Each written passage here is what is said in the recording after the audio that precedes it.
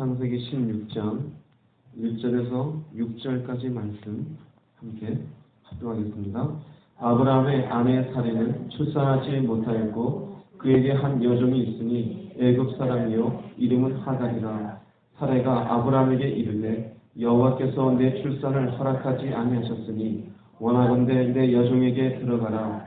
내가 그로 말미암아 자녀를 얻을까 하노라 하매 아브라함이 사레의 말을 들으니라. 아브라함의 아내 사레가 그 여종 애굽 사람 하갈을 데려다가 그 남편 아브라함에게 첩으로 준 때는 아브라함이 가나안 땅에 거주한 지 10년 후였더라. 아브라함이 하갈과 동침하였더니 하갈이 임신하매 그가 자기의 임신함을 알고 그의 여주인을 멸시한지라. 사레가 아브라함에게 이르되 내가 받는 모욕은 당신이 받아야 옳도다. 내가 나의 여종을 당신의 품에 두었거늘 그가 자기의 임신함을 알고 나를 멸시하니 당신과 나 사이에 여호와께서 판단하시기를 원하노라. 아브라함이 사레에게 이르되 당신의 여종은 당신의 수중에 있으니 당신의 눈에 좋을 대로 그에게 행하라 하매 사레가 하갈을 학대하였더니 하갈이 사레 앞에서 도망하였더라. 아멘. 창세기 15장 끝에쯤에서 하나님은 아브라함을 만나주십니다. 그에게 약속을 하고 그 약속의 성취에 대한 하나님이 보여주신 증거는 쪼갠 고기 사이로 불로 지나가시고 그리고 다시 아브라함에게 줄 땅의 모습이 어떠한지 그 땅에 대한 하나님의 분명한 말씀을 주십니다. 자, 이런 순간까지 아브라함이 하나님의 임재를 봅니다. 하나님의 약속을 들었습니다. 그분의 음성을 들었습니다. 놀라운 은혜의 현장입니다. 그 은혜의 현장에서 다시 현실로 돌아왔을 때 현실은 여전히 답답해요. 변한 건 아무것도 없어요. 여전히 자녀는 없고 언제 이 약속이 성취될지 알지 못하는 캄캄한 현실 속에 있습니다. 사라에게도 이 이야기를 합니다. 내가 하나님을 만났고 하나님이 이러한 말씀을 주었다. 그러나 사라의 입장으로 볼 때도 본인은 나이가 들었어요. 이때 이미 아브라함이 85세면은 사라의 나이는 몇 살이에요? 75세예요. 그럼 이미 현대식으로 얘기하면은 생리는 끊어졌어요. 아이를 가질 수 있습니까? 가질 수는 없어요. 약속은 있어요. 아브라함이 만난 하나님의 놀라운 광경이 있고 기가 막힌 신비스러운 일들이 있습니다. 그러나 아이는 없습니다. 여전히 현실은 답답해요. 짜증스러워. 여전히 이루어진 것은 아무것도 없어요. 사라의 고민은 여기에 있습니다. 도대체 그 약속은 언제 이루어지는 것인가? 하나님이 말씀하신 그 일은 언제 도대체 이루어진 것인가? 그리고 하갈은 생각을 합니다. 사람이 생각을 합니다. 내 여종 하갈이 있는데 차라리 이 하갈을 아브람과 잠을 자게 하자. 그리고 이 하갈을 통해서 아이를 얻는다면은 이 아이가 하나님이 말씀하신 그 약속의 아이라고 생각을 하자. 자, 어쩌면은 우리도 비슷한 신앙적인 걸음을 할 때가 있습니다. 우리가 삶에 문제가 있어서 때로는 금식도 합니다. 때로는 기도에 갑니다. 그럼 그럴 때는 은혜가 넘치죠. 정말 내려가자마자 모든 일들이 잘 될 것 같고 화려하게 펼쳐질 것 같아요. 여러분 지금 이 새벽에 기도하러 왔어요. 기도하는 동안은 좋죠. 그런데 막상 금식이 끝나고 기도가 끝나고 현실로 돌아갔을 때 여전히 현실은 현실이에요. 차가운 바람만큼이나 우리의 현실은 바뀌어지지가 않아요. 여전히 싸워야 되고 여전히 내가 뭔가 풀어내기 위해서 애를 써야 하고 하나님의 은혜는 받았지만 은혜만큼 따뜻한 세상이 아니잖아요. 여전히 그분이 내게 말씀하셨던 그 말씀의 내용만큼 세상이 마음대로 굴러가는 게 아니잖아요. 그럴 때 우리도 사례 같은 생각을 가질 수가 있어요. 하나님이 주신 응답은 도대체 언제 이루어지는 것인가? 함께 준다고 했는데 걱정하지 말라고 했는데 도대체 그 걱정은 언제 끝나는 것인가? 혹시 이건 아닐까? 저건 아닐까? 우리 생각 속에 수만 가지 생각들이 들어올 수 있습니다. 사례를 갖다. 사례에게 두 가지 잘못된 신앙의 모습이 있습니다. 하나는 뭐냐면요, 하나님에 대한 불신입니다. 하나님은 약속을 주었습니다. 그런데 하나님이 이 약속을 성취하지 않을 것에 대한 불신입니다. 도대체 언제 이루어지느냐? 이 현실은 도대체 언제 바뀌어지느냐? 하나님이 자신들에게는 허락하지 않았다고 생각을 해요. 2절 말씀 보면은 사례가 아브라함에게 이르시되 여호와께서 내 출산을 뭐하지 아니하셨으니 허락하지 아니하셨습니다. 여기에 하나님에 대한 불신이 있습니다. 성경에는 하나님의 때가 있습니다. 그분의 약속은 반드시 성취가 되었어요. 함께 하신다는 그 약속은 떠나지 아니하시고 끝까지 함께 하시는 게 맞습니다. 비가 올 때가 있으면 눈이 올 때가 있어요. 날 때가 있으면 죽을 때가 있어요. 심을 때가 있으면 거둘 때가 있어요. 웃을 때가 있으면 슬퍼할 때가 있어요. 모든 것은 하나님의 때 가운데 있어요. 그런데 우리는 현실 앞에서 하나님에 대한 불신의 마음을 가져요. 사례처럼. 여러분, 믿음이라고 하는 것은 현실과 부딪혀 싸우는 것이에요. 기도할 때의 자리에서 이 자리가 좋사오니가 아니에요. 한 번은 베드로가 예수님과 함께 산에 올라갔는데 예수님이 빛 가운데 변화가 되었습니다. 그곳에서 엘리야와 함께 모세와 함께 대화를 하시는 것을 베드로가 보게 되었습니다. 베드로가 얼마나 좋습니까? 이 자리가 좋사오니 여기 초막셋을 짓겠습니다. 주님이 좋다고 합니까? 아니다요. 아니다. 내려가자입니다. 내려오자마자 거기 누구를 만나느냐? 귀신 들려서 불에도 들어가고 물에도 들어가서 골치 아픈 사건을 만나게 되었어요. 현실은 그래요. 그 주님 뭐라 그럽니까? 그곳에 가서 믿음으로 그를 고쳐내고 사람을 변화시키고 방해하고 십자가 있는 그 자리에 현실에 믿음으로 가는 거예요. 우리도 마찬가지예요. 이 새벽 기도하셨어요. 기도가 집에 가자마자 몇 시간 안 돼서 사는 건 왜 이럴까? 그 마음 들어올 수 있어요. 그때 필요한 게 믿음이에요. 그때 그 순간에 하나님을 생각하는 것이에요.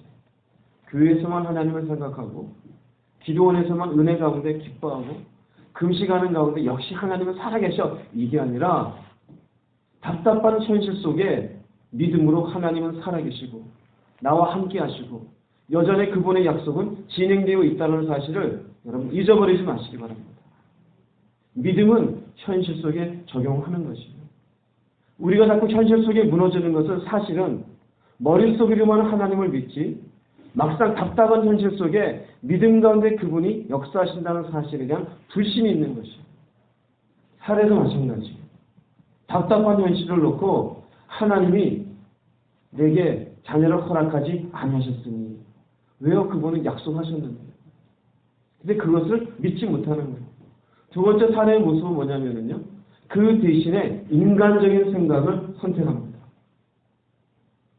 내족 하갈이 있으니 이 하갈을 통해서 하나님이 당신이 말씀하신 것이 이루어지리라. 사실은 우리가 되게 인간적인 생각을 한다 그럴 때 그 생각은 자신의 입장으로 볼 때는 신앙적인 생각. 50대 50으로 뒤섞여 있습니다. 인간적인 생각은 하갈, 내 몸이 아닌 하갈. 여기 신앙적인 것은 이 하갈을 통해서 얻는 자녀도 하나님의 약속이다. 여기 섞여 있어요. 우리가 되게 그래요. 내 길 가면서 뭐라고 그러느냐? 하나님이 이렇게 인도하셨다 그래요. 때로는 자기가 고집을 부리면서 하나님의 뜻이 아니라 그래요. 때로는 하나님 말씀하신 게 아닌데 이렇게 해야 이것도 먹고 사는 것이고 하나님 합력까지 선을 이루실 거야 그래요. 그렇게 우리 스스로가 하나님의 뜻이다 그러면 합리화시키는 일들이 얼마나 많은지 몰라요. 그분의 말씀에 맞지 않는데 이것도 그분이 원하시는 것이다 그러고 자기의 생각에 자기의 상식에 자기의 논리에 만들어낸 것인데 내가 생각할 때 하나님 기뻐하지 않는 것이다 그래요. 사례의 마음이 똑같습니다. 하갈을 통해서 자식을 얻는 것이 하나님의 뜻일 거라고 그래요.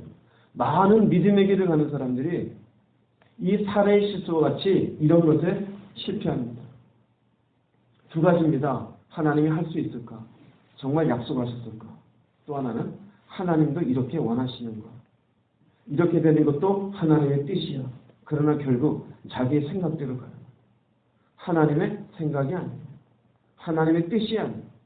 자기 스스로 하나님이란 이름은 갖다 대고 약속이라는 말씀은 갖다 대었지만 그분이 원하시는 방식이 아닙니다. 이스라엘 백성들이 광야에 있을 때 그랬습니다. 광야에 있었을 때 하나님은 그들에게 약속을 주신 것이 가나안 땅에 들어갈 것을 약속을 주었잖아요. 근데 그들은 하나님이 과연 이 땅에 있는 이 장대한 백성 아낙 자손을 과연 이기게 해주실 수 있을까? 이들은 장대한데 그들에 비하면 우리는 메뚜기 같아. 하나님에 대한 무엇을 가져? 불신을 가져. 그러면서 그들은 광야에 있으면서 인간적인 논리적인 방식, 이런저런 상식적인 방식들로 모세와 그리고 여호수아, 갈렙을 지속적으로 힘들게 하는 것을 볼 수가 있어요. 인간은요, 생각 이상으로 자신이 하나님의 자리에 올라가기를 즐겨합니다. 생각 이상으로. 그러면서 그것이 내 생각을 가지고 있는 그것이 마치 하나님도 원하시는 것이라고 착각을 할 때가 많아요. 깨닫는 귀가 있기를 정말 주의로 부탁합니다. 그럴 경우가 되게 뭐냐면 내 감정에 맞지 않을 때, 내 생각에 맞지 않을 때, 내가 원하는 인생의 그림이 그려지지 않을 때 우리는 되게 하나님에 대한 믿음으로 그것을 이겨내기보다 자신을 꺾어내지 못하고 내가 생각하기에, 내 감정에, 그래서 적절하게 신앙적인 이야기를 갖다 대면서 자기 나름대로 변명을 만들어내요. 그러나 그것은 하나님의 뜻이 아니죠. 사사기서가 대표적입니다. 사사기서에는 하나님이 은혜를 주시고 사사를 보내면 문제가 해결되고 문제가 해결되고 나면 또 배부러진 백성들이 또 우상 숭배하고 그래서 또 문제가 생기면 하나님을 부르짖고 부르짖으면 해결해주고 계속해서 반복해요. 왜 반복이 될까요? 지속적이지 못한 이유가 뭘까요? 그 이유에 대해서 성경 사사기서 마지막 장 마지막 절 가볼게요. 21장 25절입니다. 사사기서의 특징입니다. 21장 25절. 사사기서에 아주 왜 그렇게 반복적으로 힘들었다가 하나님이 도와줬다 왜 그랬는지를 한마디로 딱 얘기해주면 결론 얘기해요. 사사기서 21장 25절 읽어보겠습니다. 그때 이스라엘에 왕이 없으므로 사람이 각기 자기 소견에 옳은 대로 행하였어요. 자기 소견에 옳은 대로. 참 인간이 그래요. 내 생각에는. 우리 많이 그러잖아요. 내 생각에는. 내가 보기에는. 내가 고민해 보니까. 내가 이것저것 경험해 보니까. 내가 알기로는. 교회 다니면서 그런 분들 얼마나 많아요. 내가 많은 교회를 경험해 보니까. 내가 30년 신앙생활을 해보니까. 내가 이런저런 걸 내가 맛보아 봤는데. 그리고 자기 소견에 옳은 대로. 내 생각에는 내 생각이에요. 사사기를 보세요. 이게 한마디 정의예요. 자기 소견엔 옳아요. 하나님 보기에는 옳지가 않아요. 하나님 보기에는 맞는 게 아니에요. 근데 인간은 자기 소견에 옳은 대로 자기가 고집스럽게 끌고 가는 게 있어요. 참 무지합니다. 그 신앙은 무엇이고 믿음은 무엇이냐? 자기 소견을 꺾어내는 게 신앙이에요. 어디 앞에요? 현실 앞에. 답답한 현실.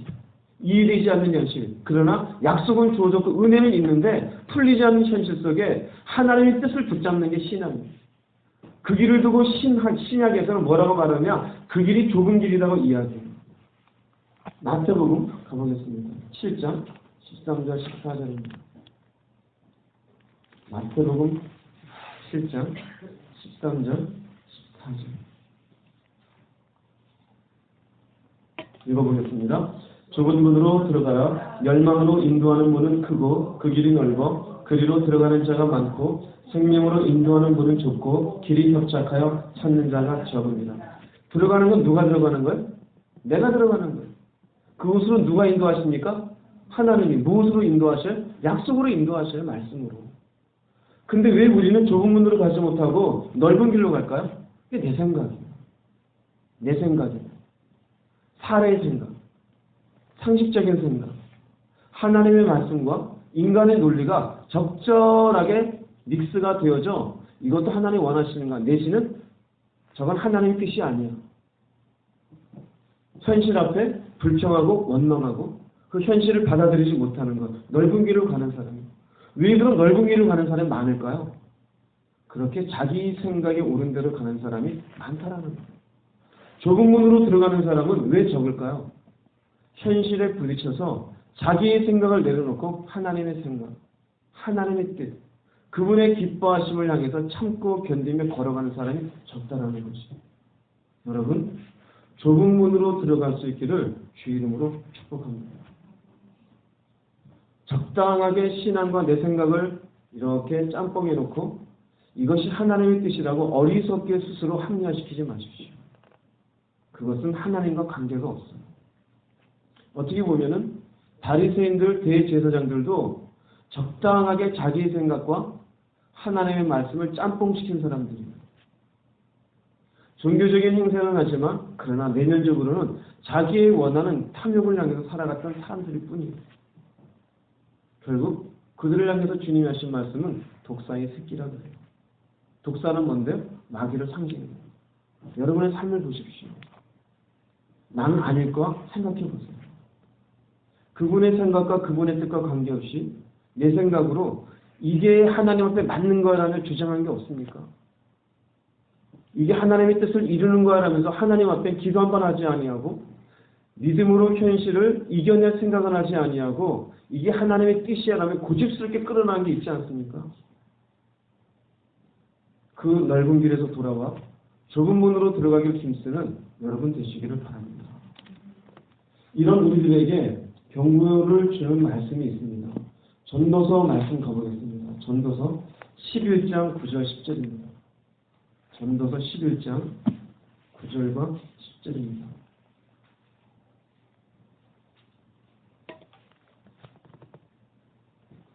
(9절과 10절) 말씀 읽어보겠습니다. 청년이여 내 어릴 때를 즐거워하며 내 청년의 날들을 마음에 기뻐하여 마음에 원하는 길들과 내 눈이 보이는 대로 행하라. 그러나 하나님이 이 모든 일로 말미암아 너를 심판하실 줄 알라. 그런즉 근심이 내 마음에서 떠나게 하며 악이 내 몸에서 물러가게 하라. 어릴 때와 검은 머리 시절이 다 헛되니라. 이게 무슨 의미냐면요, 젊을 때 어릴 때 자기 마음대로 하고 싶잖아요. 근데 그렇게 자기 마음대로 한 것이 하나님의 뜻과 맞지 않을 땐 인간의 편에서는 재미있는 것 같고 행복한 것 같고 인생인 것 같아요. 그런데 헛되다는 것. 왜냐하면 그것은 이 모든 일로 말미암아 심판이 되어집니다. 그분의 진리에 맞지 않아요. 그분의 뜻이 아니에요. 그런데 자기의 감정대로, 자기의 생각대로 하고 싶은 대로 해요. 해라 이거예요. 이 말씀, 9절 말씀은 하고 싶으면 해라 이거예요. 그러나 기억하라. 이 모든 일로 말미암아 너를 심판하실 줄 알라.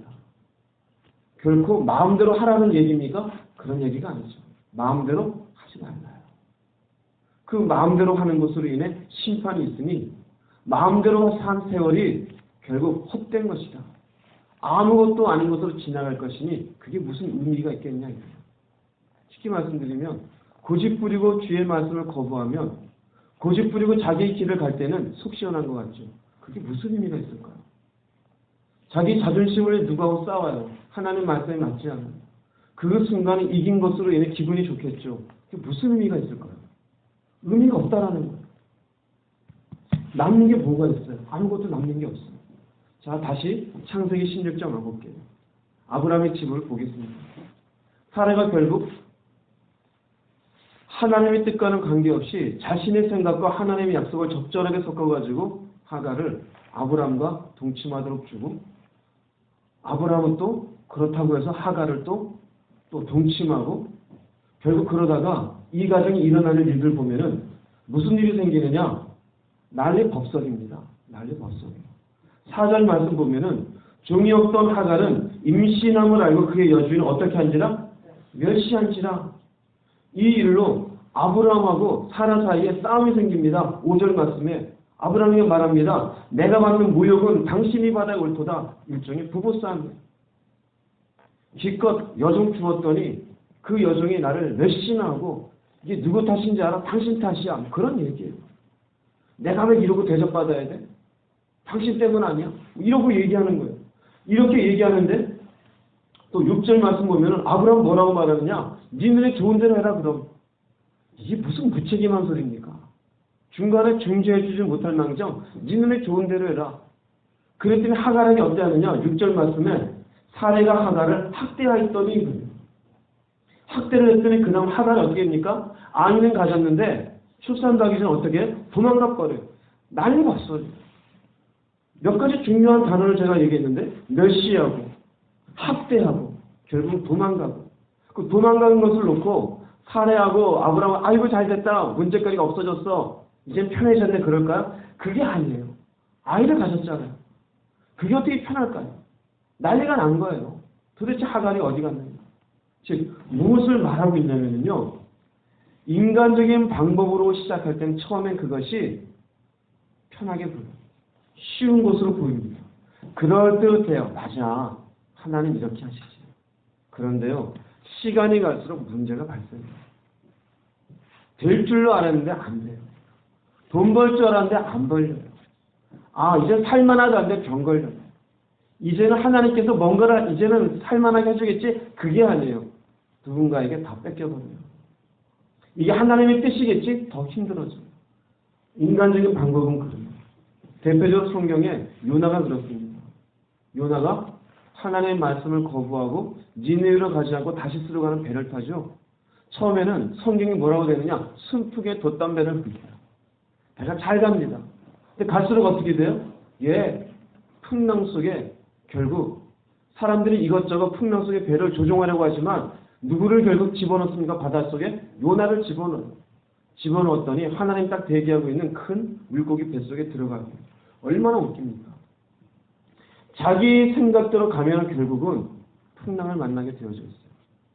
그럴듯하죠? 절대 잘 되지 않아요. 그런데요. 하나님의 방법은 어떤지 아십니까?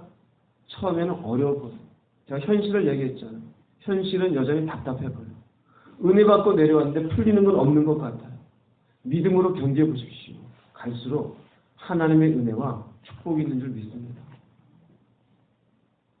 그게 믿음의 길이에요. 요셉이 그래요. 요셉이 꿈을 꾸었어요. 형제들이 곁다니 절을 하고 또 11별과 해와 달이 부모까지 절하는 절하는 꿈을 꾸어요. 그 꿈을 가지고 기분 좋게 얘기해서 현실은 어때요? 형들이 미워요. 현실은 종살이로 팔려가요. 얼마나 어렵습니까? 그런데 우리가 성경을 보면 요셉이 그런 상황 가운데 하나님을 원망합니까? 그런 게 없어요. 종살이 하면서도 나중에 옥살이를 하면서도 요셉은 누구만을 의지해요? 하나님만. 나중에 총리가 되어져요. 형제들이 옵니다. 형제에게 복수합니까? 그렇지 않아요. 인간적인 생각으로 살았다면 복수하는 게 맞겠죠. 그러나 믿음으로 그 현실을 이겨내었을 때 요셉에게는 그 뒤를 보세요. 하나님의 복이 이루어지잖아요. 다윗도 마찬가지예요. 다윗이 왕이 될 것이라 기름 부음 받아요. 그 현실은 어때요? 안 그래요. 도망자의 신세예요. 골리앗을 죽이고 났는데도 현실은 여기 가서 힘들게 살고 저기 가서 힘들게 살아요. 왕은커녕 먹고 살기도 힘들어요. 심지어는 미친놈처럼 침을 흘리며 자기의 목숨을 보존했어야 돼요. 그러나 우리가 시편을 보면은 그런 도망자의 신세 속에 다윗이 자기 생각으로 적당하게 그럴듯한 길을 갑니까? 그렇지가 않아요. 다윗이 도망자 가운데 쓴 내용이 시편 23편이에요. 그런 과정 가운데도 여호와는 나의 목자시. 이게 다윗이에요. 내가 사망의 음침한 골짜기를 다닐지라도 해를 두려워하지 않을 것은 주께서 나와 함께 하십니다. 이게 다윗의 고백이에요. 그렇게 되었을 때 하나님의 방식을 기다렸을 때 결국은 왕이 되잖아요. 내 마음에 합한 사람이 되어지잖아요. 그게 믿음의 사람입니다. 여러분 이런 길을 가기를 주의 이름으로 축복합니다. 하나님의 방법을 택하세요. 제발 여러분의 감정을 이겨내십시오. 신앙은 나를 극복하는 겁니다. 현실 속에 주저앉지 마십시오. 타협하지 마십시오. 약속을 붙잡고 믿음으로 이겨내십시오. 적당하게 사람의 생각과 경험으로 적당하게 섞어가지고 이것도 하나님의 뜻이겠지 않은 뭔가 스스로 피하려고 하는 그 스스로를 이겨낼 수 있기를 바랍니다. 무지하게 견디십시오. 죽으면 죽으리라 약속을 붙잡고 하나님의 때 앞에 그때가 올 때까지 믿음으로 설 수 있기를 주의 이름으로 축복합니다. 또한 우리가 이런 본문을 보면서 아브라함의 이 가정을 보면서 주시는 중요한 교훈이 있어요. 아브라함이 나중에 아브라함이 되잖아요. 그 의미가 뭔지 아십니까? 열국의 아버지예요. 많은 나라의 아버지예요. 사례는 나중에 사라가 되죠. 많은 나라의 어머니, 열국의 어미가 되어져요. 근데 이게 열국의 어머니의 모습이고 열국의 아버지의 모습입니까? 여기서 깨닫는 건 의인은 없나니 하나도 없다. 얼마나 인간적인 모습이고 얼마나 부족한 모습입니까? 아브라함이 위대해서 하나님의 사람이 된 게 아니에요. 사례가 위대해서 믿음의 어머니가 된 게 아니에요. 무엇이 위대한지 아십니까? 하나님의 은혜가 위대한 것이에요. 사람은 위대하지 않아요. 사람은 작은 자일 뿐입니다. 아브라함도 우리랑 똑같은 사람이에요. 사례도 우리랑 똑같은 사람이에요. 어쩌면 우리 이렇게 똑같이 닮았습니까? 그죠? 우리도 조금만 삶이 힘이 들면은 사례처럼 이런 생각하는 게 우리 모습이잖아요. 어쩌면 이렇게 우리랑 똑같이 닮았어요. 그런데 이게 위로가 되어져요. 이런 사람에게 은혜를 베푸시사 믿음의 사람으로 만들어 주신 것처럼 우리에게도 은혜를 베풀어 주시사 믿음의 길을 가게 하시는 거예요. 그래서 바울은 말합니다. 나의 나된 것은 내가 한 것이 아니요 하나님의 은혜가 나를 했다. 마찬가지예요. 여러분 은혜를 사모하십시오. 아직 부족하잖아요. 연약하잖아요. 아브라함도 사례도 이렇게 살았어요. 집안에 난리법석이 나고 네가 잘났네 내가 잘났네 너 때문이네 이것 때문이네 도망가고 보통 가정에는 싸움의 모습이 믿음의 조상인 가정에도 있었어요. 사람은 다 똑같아요. 특별하게 잘난 인간도 없고 특별하게 못난 인간도 없어요. 그저 인간은 똑같은 점이 있으면 은혜가 필요한 사람들이에요. 은혜를 구하십시오. 오늘도 그 은혜 가운데 살아가십시오. 또 다른 사람들 보면은 똑같은 거예요. 아유, 저 사람이 교회 다닌다며, 저 사람이 건사라며, 저 사람이 뭐 몇십 년을 교회 다녔다며 그 소리 할 게 없어요. 내가 은혜로 여기 온 것처럼 저 사람에게도 은혜가 필요하구나. 저 사람에게도 은혜가 임하기를 내가 기도해 줘야겠구나. 이런 여러분 되시기 바랍니다. 인간은 똑같아요. 잘난 인간, 못난 인간 없고 가진 인간, 안 가진 인간 그런 거 아니에요. 똑같은 건 무엇이 필요한 인간? 은혜가 필요한 인간. 하나님의 은혜가 위대합니다. 이 위대하신 은혜가 오늘 여러분의 심령에 임하기를 바랍니다. 특별히 사람들을 바라보며 그 사람들을 잣대에 세워서 스스로가 평가한 것이 있으면 회개하십시오. 스스로도 나는 못난 인간이며 내 삶은 이러며 사례 같은 마음을 품은 사람이 있으면 은혜를 구하십시오. 그 은혜가 여러분으로 하여금 승리의 길을 가게 할 것입니다. 이 새벽 그런 은혜가 충만한 새벽이 되기를 주의 이름으로 축복합니다. 기도하시겠습니다.